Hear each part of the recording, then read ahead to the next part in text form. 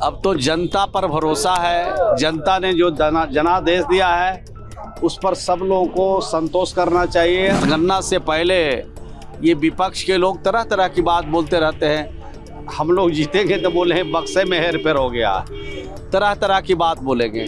प्रशांत किशोर का उपाय नहीं। भारतीय जनता पार्टी वहाँ प्रचंड बहुमत से जीतने वाली। जिस दिन चुनाव था किस हैसियत से 4-4, 5-5 गाड़ी के साथ बैठे हुए थे, के साथ घूम रहे थे। झलझलाहट है उनमें, इस तरह स्पष्ट दिखाई पड़ रहा है।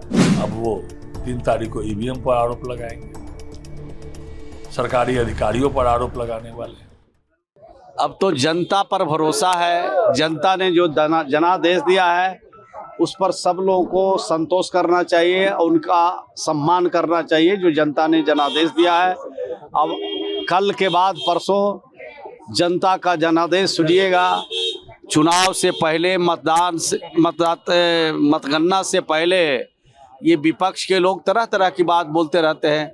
जब हम लोग जीतेंगे तो बोले बक्से में हेर फेर हो गया, तरह तरह की बात बोलेंगे। और अभी बड़ा मना रहे होंगे खुशी, और जब जीत होगी एनडीए की तो बोले बक्सबे बदल दी, प्रशासन पूरा बूथ छाप दी। सर, बांकीपुर के मतदान हो चुके हैं, कल मतगणना होगा, रिजल्ट आना है, क्या कहेंगे रिजल्ट को लेकर, किस तरीके से देख रहे हैं, क्योंकि प्रशांत किशोर बार-बार चुनाव आयोग जा रहे हैं। देखिए, कहीं कोई प्रशांत किशोर का उपाय नहीं है। भारतीय जनता पार्टी वहाँ प्रचंड बहुमत से जीतने वाली है। और प्रशांत किशोर जो लगातार कानून तोड़ रहे थे,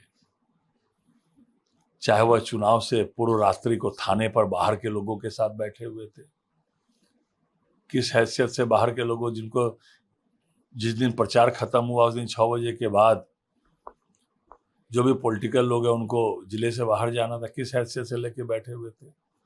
जिस दिन चुनाव था किस हैसियत से 4-4, 5-5 गाड़ी के साथ बैठे हुए थे, के साथ घूम रहे थे, गाड़ी में अनवांटेड लोग को बैठाए हुए थे, और लगातार वो कानून भंग करने का काम कर रहे थे। उनके पार्टी पैसा बांट रही थी, और हार की घबराहट है उनमें, झलझलाहट है उनमें, इस तरह स्पष्ट दिखाई पड़ रहा है।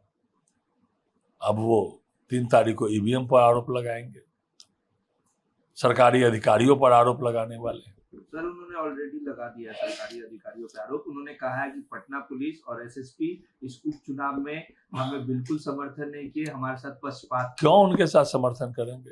सरकारी अधिकारी तो न्यूट्रल रहते हैं।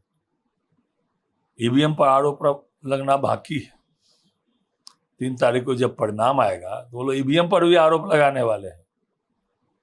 वो समय का भी इंतजार कर लीजिए। जिस तरह इसने कानून तोड़ा, जितनी राशि चुनाव आयोग के हिसाब से खर्च करनी है उससे कई गुना राशि खर्च की, बाहर के लोगों को बुलाया, और चुनाव के दिन बाहर के लोग नजर आ रहे थे।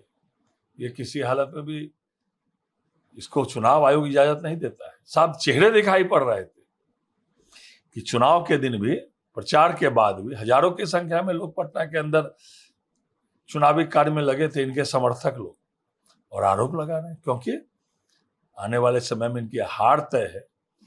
अब ईवीएम पर ठिकरा फूटना बाकी है। सर, वो आज प्रेस कॉन्फ्रेंस भी करेंगे, और साथ ही साथ ये भी उन्होंने कहा है कि मैं साक्ष्यों के साथ, सबूतों के साथ प्रेस कॉन्फ्रेंस करूंगा। किस तरीके क्या सबूत देंगे? बड़ी हुई है चुनाव प्रचार बंद होने के बाद क्यों बाहर के लोग को वो लगाए हुए थे? चुनाव प्रचार बंद होने के बाद किस हैसियत से वो थाना में एक दिन पहले पूर्व रात्रि को बाहर के लोगों के साथ बैठे हुए थे? अलाउ है क्या चुनाव प्रचार के बाद? और चुनाव के दिन 3-3, 4-4, 5-5 गाड़ियों के साथ जिनका अलाउ नहीं था, उस दिन उनको चलना नहीं था। मैं भी 6 बार से विधायक हूं। चुनाव के दिन बाहर के लोग मेरे गाड़ी पर बैठ के घूम सकते हैं क्या? मेरे साथ 2-3 गाड़ी लेके घूम सकते हैं क्या? नहीं। ये सरासर चुनाव आचार संहिता का भंग है, ये गैर कानूनी कार्य है, और विलाप कर रहे हैं क्योंकि हारने वाले हैं।